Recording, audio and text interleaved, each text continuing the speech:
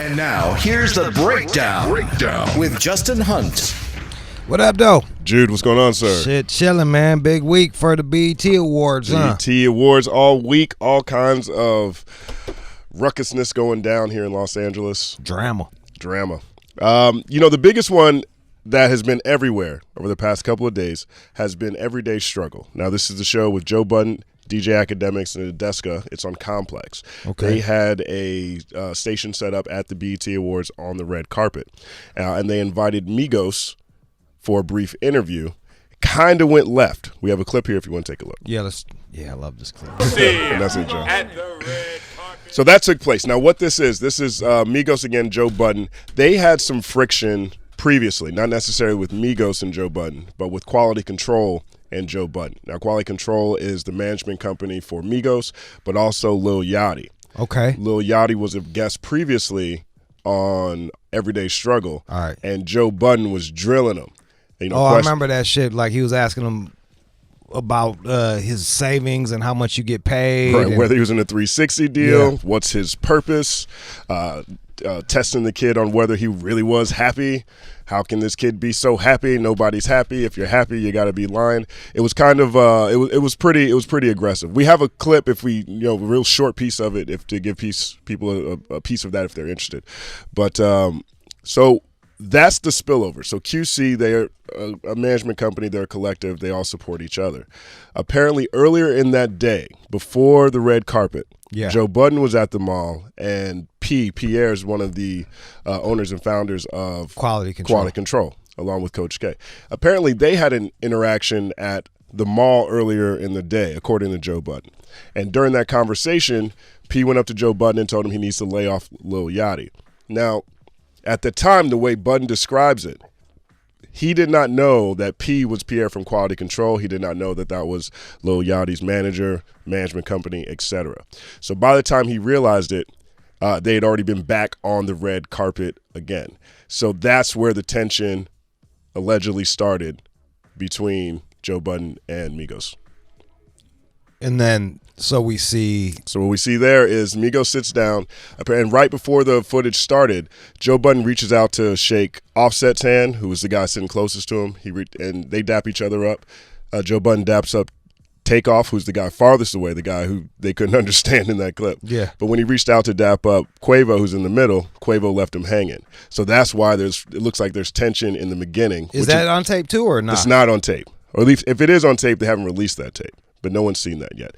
Joe Budden explained that today on this morning's edition of Everyday Struggle, briefly in a conversation. No shit. Yeah, so that's why they're postured the way they are in that video clip that's now everywhere. Look, man, it made for interesting shit to watch. That was probably one of the most uncomfortable fucking interviews ever. It's way up there. It's way up there. My man, what? It's almost at put respect on my name status. To me, it's worse. Because on that one, it just looked like my man came in, beasted on him, and they just sat there real quiet and took it, and then made a joke out of it after.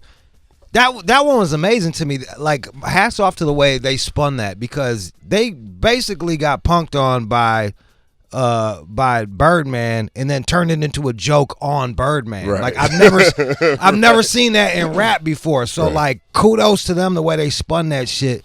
But this was more, to me, fucking uncomfortable, man. It was just, it was cringy as fuck. It was like, what? There's another. What? Was he left off of Bad and Bougie? No, Oh. He's not.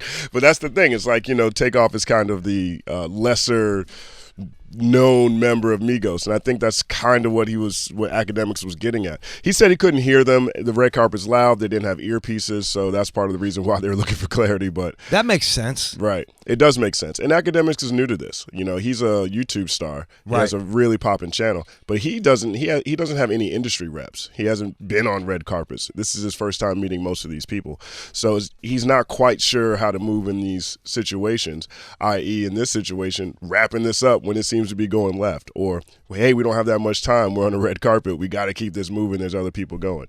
You ask really shallow questions on red carpet, 2 or 3 quick hitters that you can get something off just to Sound show bites. people you're there, basically. Sound bites. And so this one just went even farther with academics asking the questions. Again, because Joe Budden just had friction with these guys stemming from a previous conversation earlier in that day, but also in the previous episode of Everyday Struggle. Here's the thing with Joe Budden, and I fall in line with Joe Budden on this shit in that, like, yo, if I don't like a motherfucker, it's hard for me to have a conversation with him. I can't really put all that behind me and we can have like some superficial question answer shit. So I'm surprised that they're even talking to Migos. I'll be like, nah, bro, I got fucking, if we sit down and talk, it's finna be an argument. So right. If y'all want to tape an argument, that's great. But like, it's gonna be an argument because I felt like I was snubbed. I felt like the other dude came and hollered at me at the mall. Boop, boop, boop. We already have a history. So like, no, right. I'm good on Migos unless you guys want us to argue, and then we that's can what argue. Budden explained that this morning too, and one of the things he was saying at that point specifically was apparently when they have any interview or any guests come on the show, they vote. Yeah. And so Nadeska and academics voted yes on Migos. He voted no, and Joe Budden voted no. And then so I could see. Also, look, man, when you're working on a team and your two yeses vote yes, and they're shitting the fucking bed, hey, bro. Like, I ain't hear that girl say a goddamn thing. Right. You voted for me. Go fucking handle this shit, because I ain't vote for him. I'm not going to carry you. And at least Nadeska has experience. Like, the guy with the least amount of experience was the one mic controlling in that situation. And, yo, whenever it's going bad, like, that's the perfect time to just, here's like interviewing 101. Like, if you got a woman and it's going bad, have the woman come in there, because it changes the fucking energy. They tend to be able to ask harder questions, especially like with two dudes. It's like a fucking dick size competition, or like how fucking tough you are. With the chick, she could have ironed that shit. She could have straightened that out. I mean, look, the way she pivoted, Budden was like, wrap it up. And then she followed up Budden and said, yeah, wrap it up. She could have wrapped it up. Yeah, okay, that was it. Blah, blah, blah. Thanks guys. Thanks so much. If Joe had wrapped it up, it would have been weird. It would have been like, Joe is now cutting off this interview. I mean, it was already weird when he walked off, but there was like 3 moments before that where it was kind of like, okay, let's end this interview before this gets even more uncomfortable. Look, here's if this interview ran well, we wouldn't be talking about it. This is probably the best thing for both people. Like, yo, dude, it's WWE, man. We like to watch this shit. This is gossip shit. We like to gossip about it. Me and you are sitting here pontificating on whether or not, right. like, who did right, who did wrong, all that shit.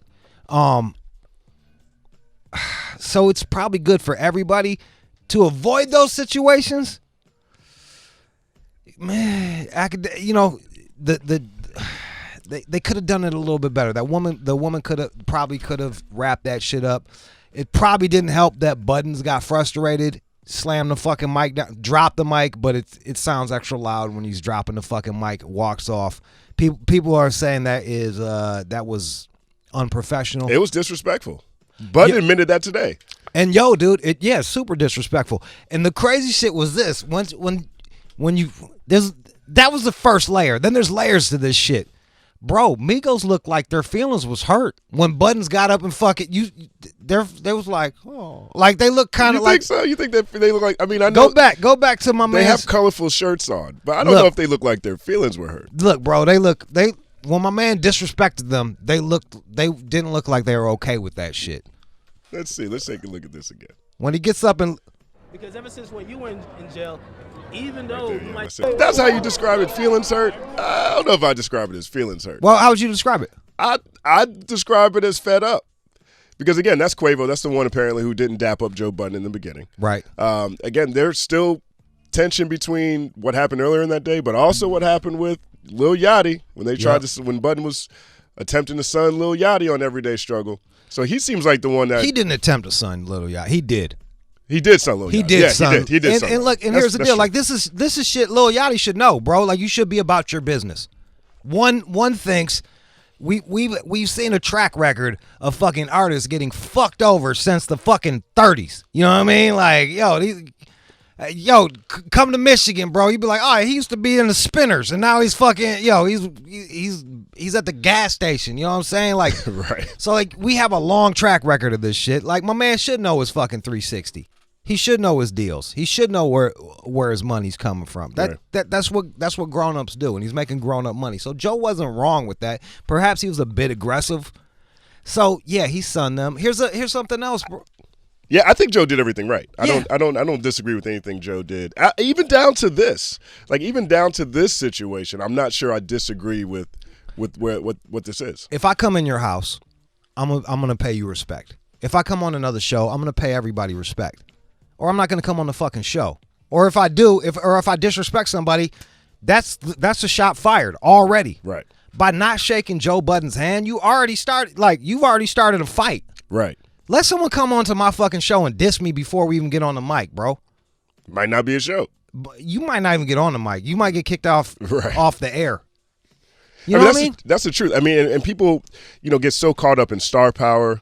People get so caught up in everyone else's celebrity, and they feel like they have to do certain things. This is their platform. This is their home base. This is their forum. You can't just walk up at somebody's house, put your Timbs all on the couch. No. That doesn't happen. And if it went down the way Joe Budden said it went down, then hey man, like yo, you had it coming. That to me, they still looked a little disappointed that it ended that way. I don't know. Here's the other thing with Migos. I'm actually a fan of Migos. I like their music. I like their energy. I think Culture is one of the best albums this year. I think it's one of them, and I honestly think Culture's an album that I didn't think Migos had the talent to make. It's a well-balanced project. I'm a big fan of their project and their music. Not a fan of their interviews. Their interviews, not good. They give bad interviews? Terrible interviews. I can't tell if it's just because they don't want to talk or if they just don't have anything to say yet. Yeah. But their interviews, either the ones that we've done or the ones I've read other people or have watched other people that have put out on Migos, never been a big fan of Migos interviews on any level. So even in this situation, outside of Migos being one of the biggest artists this year, one of the biggest artists in rap, wearing awesomely colorful BET Awards shirts and outfits and everything, I don't know what the expectation was to come out of that conversation in the first place. They look like Prince and Funkadelic smacked together. That's what they look like. If Prince and Funkadelic had a child, and it would be the way Migos is dressing. And dude, look, bro. Like whatever, man. Like this is what it is. This is what it is. I'm not gonna fucking question someone's manhood because they're wearing some weird tight shit. Like it's just the style. I thought that was funny though, like because we grew up like looking at motherfucking like Timbs and hoodies and shit like that, and now it's like they're about to fist fight in blouses, dog. Right. Like this shit is. But just because the motherfucker's wearing a blouse doesn't mean he won't punch you in the fucking head. Migos has been on. There was one year, I can't remember if it was 2014. Maybe it's 2015, 30, I can't remember. But there was one year where they were on tour, and it seemed like every tour stop Migos was on, there was some brawl, some fight that had to do with some member of the Migos. Offset was even arrested. He was in jail for a while in this group. These guys aren't soft. There's a lot of people saying that, hey, I think Migos would get body slammed, Joe would smash them. I'm not so sure. I'm definitely not sure about that because these guys don't seem like they have a problem with friction. No, they seem all right with it. And look, I'm not saying they seem game to fight. That's half the fucking battle right there.